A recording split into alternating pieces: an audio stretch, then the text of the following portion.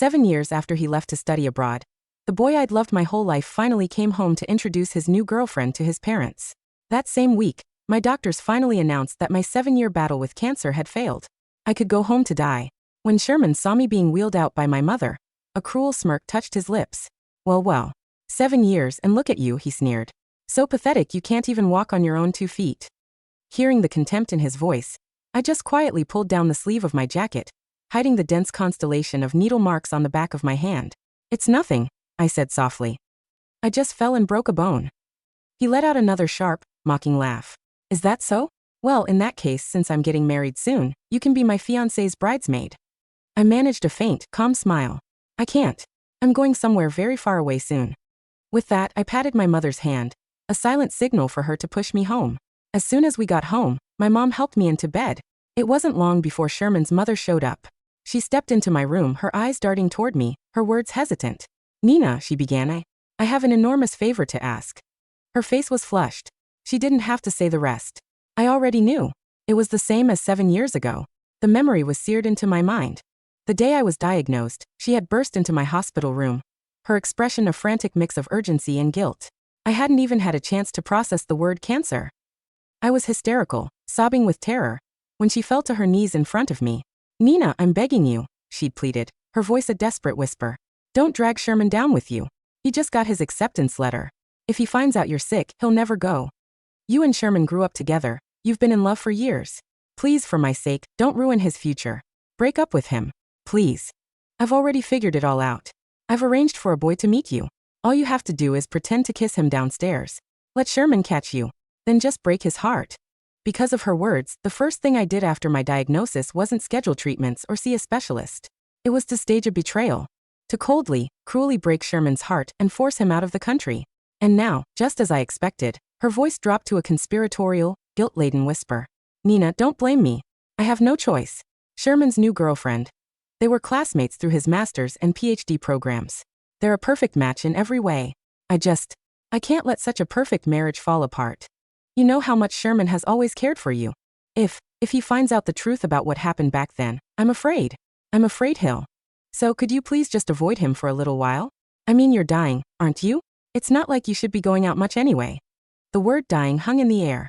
My mother, who had been quietly organizing my medical supplies, slammed a package of adult diapers onto the bed in a flash of fury.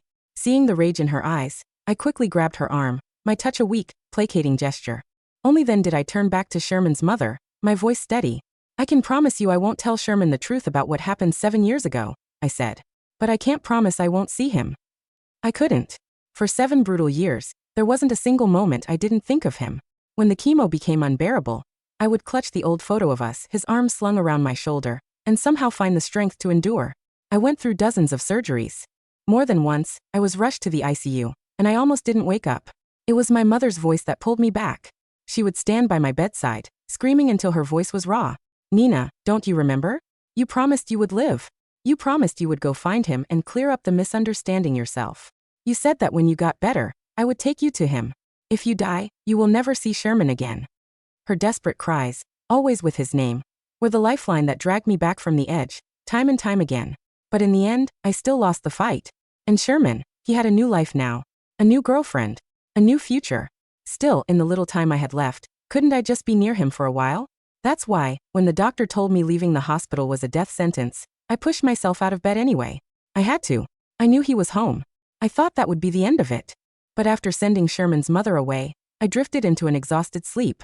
When I woke up, I heard his voice coming from the living room. I was surprised.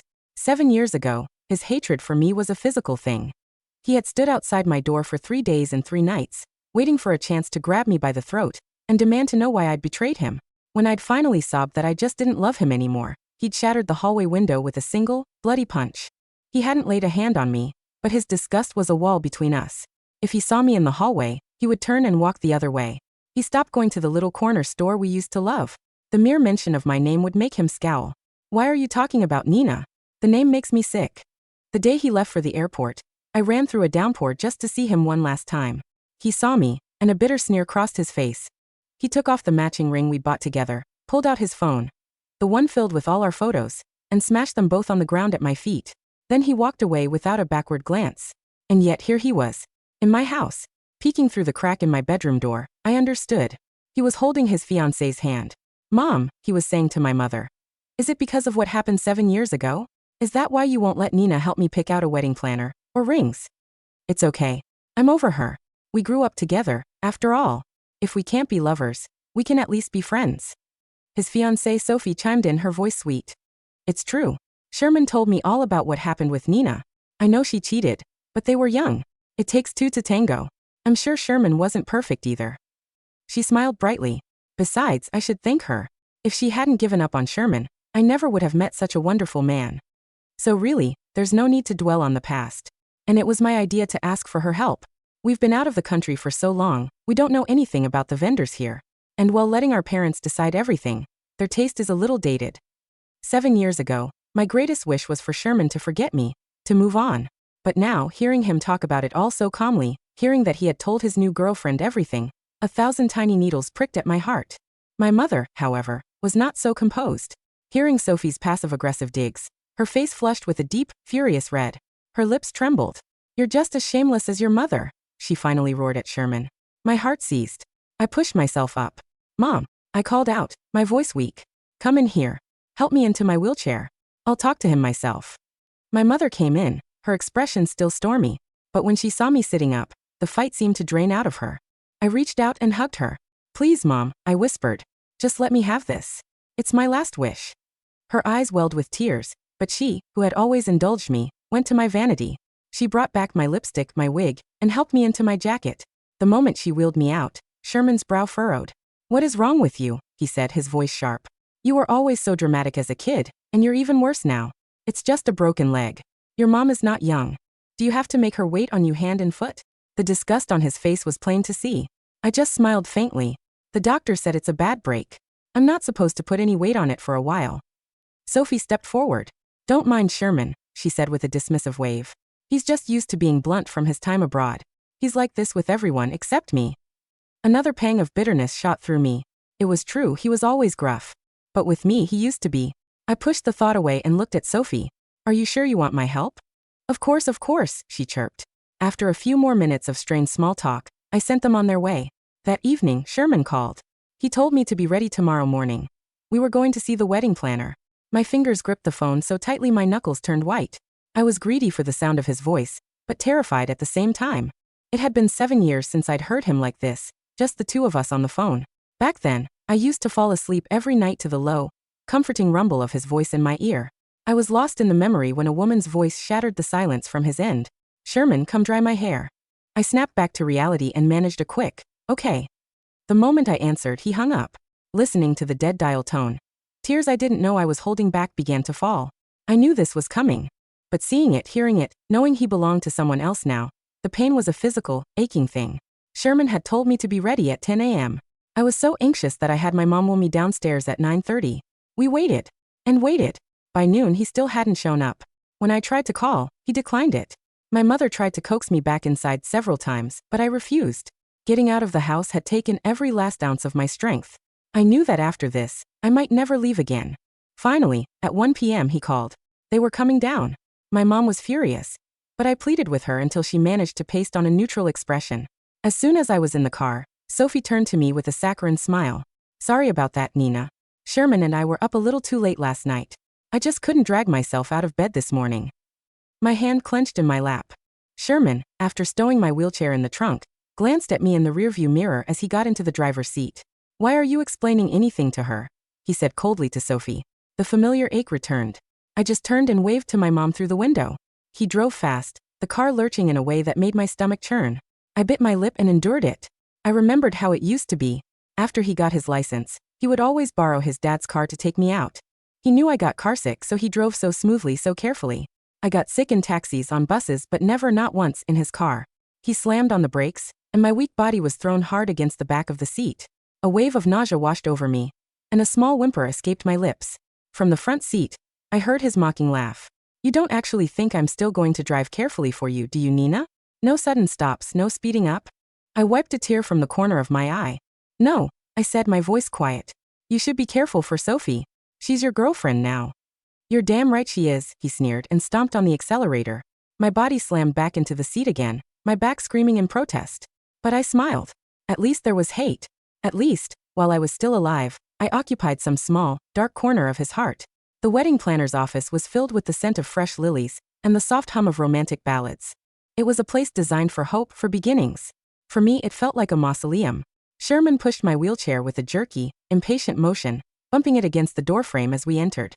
Sophie floated beside him, her hand tucked possessively in the crook of his arm.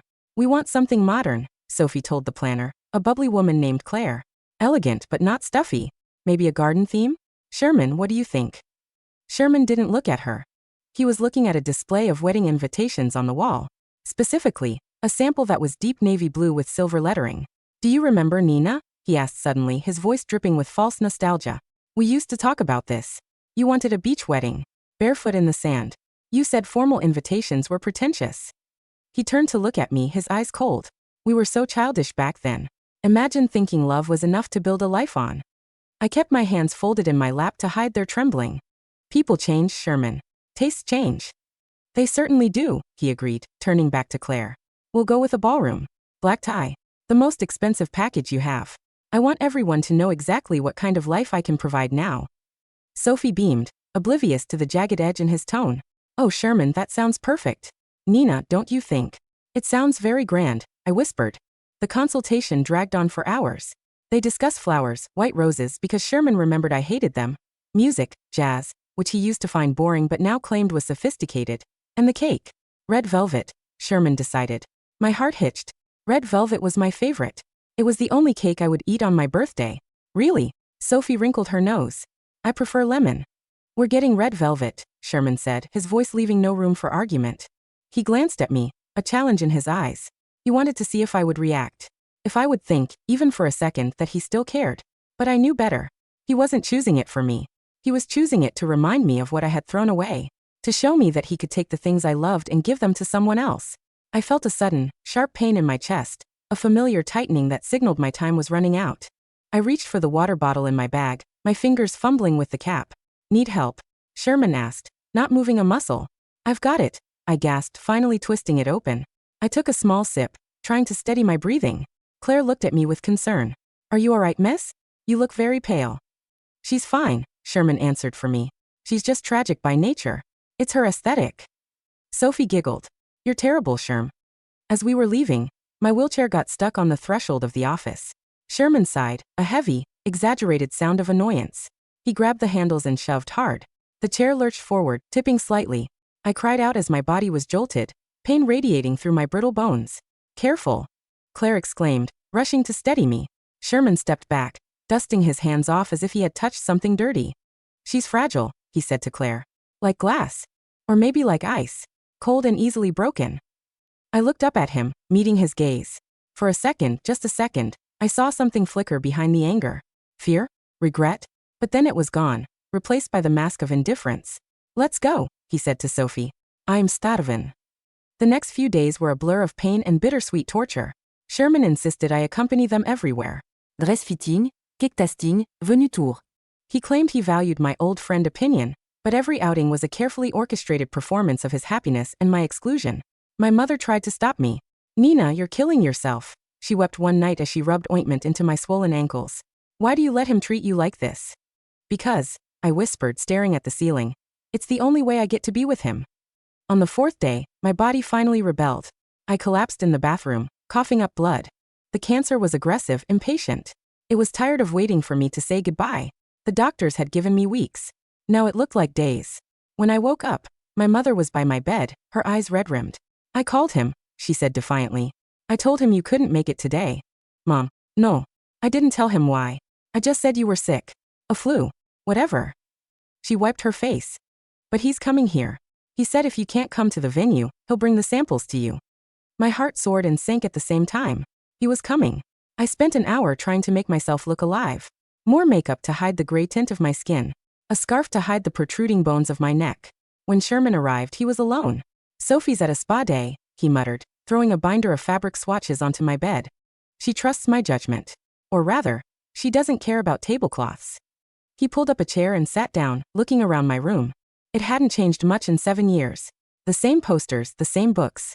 The only difference was the smell, the faint cloying scent of medicine that permeated everything now. So, he said, crossing his arms.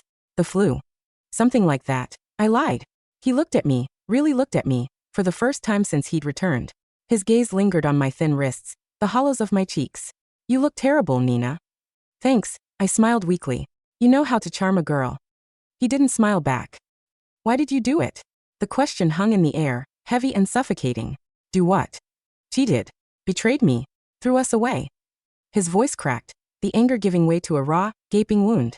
We were perfect. I would have done anything for you. I was going to propose before I left. Did you know that? I had the ring in my pocket the night you told me you slept with that guy. Tears pricked my eyes. I knew. Of course I knew. I had seen the box outline in his jeans. That was why I had to do it then. Before he asked. Before I said yes and ruined his life. I was young, Sherman. I recited the script I had rehearsed 1,000 times. I was stupid. I felt trapped. You were leaving, and I was staying, and I panicked. You panicked, he repeated deadpan. So you destroyed me. I'm sorry. Sorry doesn't fix it. He stood up, pacing the small room. Do you know what it was like?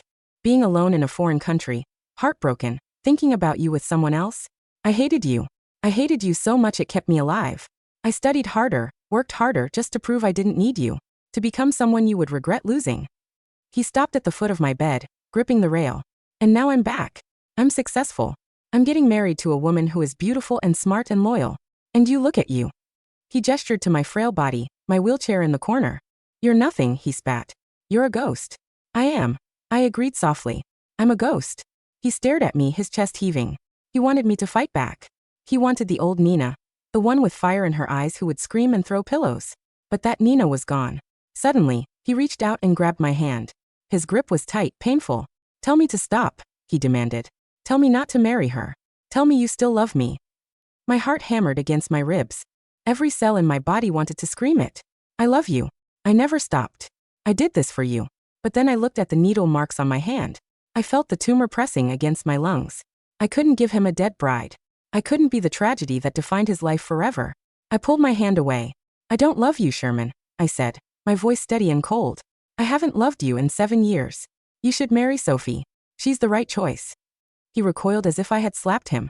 The vulnerability vanished, replaced by a mask of stone. Fine, he said. Fine. He grabbed the binder and marched to the door. Sherman, I called out. He stopped, his hand on the knob. I hope you're happy. Truly. He didn't turn around. Goodbye, Nina. 2 days later, I couldn't get out of bed. The pain was a constant, roaring fire. The doctors put me on a morphine drip, drifting me in and out of consciousness. My mother sat by my side, holding my hand, weeping silently. It's okay, Mom, I whispered during a moment of clarity. I'm ready. No, she sobbed. Not yet. You promised. I broke that promise a long time ago, I smiled. That afternoon, a package arrived. It was a wedding invitation. Navy blue with silver lettering. Sherman Lee and Sophie Chen request the honor of your presence. I traced the letters with my finger. He had sent it. Even after everything. Mom, I rasped. I need to go. Nina, you can't. You can't even stand. The wedding, I said, my voice surprisingly strong. It's tomorrow. I have to go. You will die if you leave this house, she said, her voice shaking. I'm going to die anyway, I said. I want to see him one last time. Please. She argued. She cried. She threatened to tie me to the bed. But in the end, she was my mother. She couldn't deny me my dying wish. The next morning, she dressed me in the only formal dress that still fit, a loose, flowing silk gown that hid my skeletal frame. She did my makeup heavy enough to mask the death pallor. She put a wig on my bald head, styling it the way Sherman used to like. We called a private ambulance to take us to the venue. I was pumped full of enough painkillers to kill a horse, just so I could sit upright in my wheelchair for an hour. When we arrived at the hotel, the ceremony was about to begin. We slipped into the back row. The music started. Sophie walked down the aisle. She looked beautiful, radiant. But I only had eyes for him. Sherman stood at the altar, looking devastatingly handsome in his tuxedo. But he didn't look happy. He looked hollow. As Sophie reached him, he took her hand. The officiant began to speak. I watched, memorizing every line of his face. The way his jaw clenched. The way he shifted his weight. Then he looked up. His eyes scanned the crowd, almost frantically. And then they landed on me. Time stopped. I saw the shock register on his face. He hadn't expected me to come. He thought I was too weak, too uncaring. I raised my hand and gave him a small, weak wave. A smile, genuine and full of all the love I had held back for 7 years, spread across my face. I'm here, my eyes said. I made it. Sherman froze. The officiant was asking him a question. Sophie was nudging him. Sherman. Sophie whispered, her voice amplified by the microphone. He didn't answer. He was staring at me. And in that moment, the anger was gone. The hate was gone. All that was left was a terrifying realization. He saw it. He finally saw it. He saw the way I slumped in the chair. He saw the unnatural stillness of my mother beside me. He saw the truth that I had tried so hard to hide. Sherman stammered. He dropped Sophie's hand. Sherman. I can't, he whispered. Then louder. I can't. He stepped off the altar. The crowd gasped. Sophie cried out. Sherman ran down the aisle. Not away from the wedding. Toward me. He fell to his knees in front of my wheelchair, ignoring the gasps, ignoring his parents' shouts. Nina, he choked out, grabbing my cold hands. Nina, what is this? What's wrong with you? I tried to speak, but my strength was failing. The adrenaline that had gotten me here was fading. I wanted to see you happy, I whispered. You're sick, he said, his voice rising in panic. You're not just sick. He looked at my mother. Tell me, what is it? My mother, tears streaming down her face, finally let the dam break. Cancer, she screamed. She's had cancer for 7 years, Sherman. Since the day you got your acceptance letter. She didn't cheat on you. She pushed you away so you would go. She's been dying for 7 years. The silence in the ballroom was deafening. Sherman looked at me, his face crumbling. The realization hit him like a physical blow. The wasted years, the cruel words, the hatred he had nursed while I fought for my life. No, he sobbed, burying his face in my lap. No. Nina, why? Why didn't you tell me? I lifted my hand, my fingers trembling as I stroked his hair. Just like I used to. You had a future, I breathed. I was the past. You are my future, he screamed, looking up at me, tears streaming down his face. There is no future without you. I did all of this for you. Every success, every degree. It was all so I could come back and be good enough for you. You are good enough, I smiled. My vision was tunneling. The lights were getting dim. We have to go to the hospital, Sherman said, standing up and trying to lift me. We can fix this. I have money now. I can pay for the best doctors. Sherman, I whispered. It's too late. He froze, holding me in his arms. He felt how light I was. He felt the lack of strength in my body. Don't leave me, he begged, his voice breaking into a childish whimper. Please, Nina. Don't leave me again. I can't do it. I can't hate you again. I can't lose you again. I love you, I said. It was getting harder to breathe. I always loved you. I love you, he sobbed, rocking me back and forth. I love you. I'm sorry. I'm so sorry. I looked over his shoulder. I saw Sophie standing at the altar, crying. I saw his parents, looking stricken with guilt. I saw my mother, holding onto my hand. But mostly I felt him. His warmth. His heartbeat against my chest. I closed my eyes. Sherman, I sighed. I'm tired. Sleep, he whispered into my hair, his tears soaking the wig. I've got you. I'm here. I'm not going anywhere. Just sleep. And for the first time in 7 years I did. 8 Epilogue. Sherman's perspective. The funeral was small. It rained, just like the day I left 7 years ago. I stood by the grave long after everyone else had left. The stone was simple. Nina. Beloved daughter. Eternal love. I traced the letters, my hand shaking. My mother had tried to talk to me yesterday. She tried to explain, to justify. I did it for you, Sherman. She was dying. You would have thrown your life away to take care of her. I had looked at her, and felt nothing. No anger. No betrayal. Just a vast, empty hollowness. You didn't save my life, I told her quietly. You stole it. I haven't spoken to her since. Sophie left the day after the wedding that wasn't. She was a good person. She deserved better than a man whose heart was buried 6 feet under. I bought the house next to Nina's mother. I spend my days there, sitting in Nina's room, surrounded by her things. I read her journals. I look at the photos she kept hidden in a box under her bed. Photos of me that she had printed out over the years from my social media. She had watched me, every step of the way. She had celebrated my graduations, my promotions, my travels from this small, pain-filled room. She had loved me enough to let me go. She had loved me enough to let me hate her. I opened the drawer of her nightstand and found a small velvet box. Inside was the ring I had smashed on the ground 7 years ago. She had gone back. She had found the pieces in the rain and glued them back together. It was crude, jagged, held together by cheap adhesive and sheer will. I took the ring out and slid it onto my pinky finger. It was too small to go further. I'm home, Nina. I whispered to the empty room. I'm finally home. Outside, the rain stopped. A single ray of sunlight broke through the clouds, illuminating the dust motes dancing in the air. I closed my eyes and listened. If I held my breath, if I was very, very quiet, I could almost hear her voice. I love you. I know. I whispered back. I know.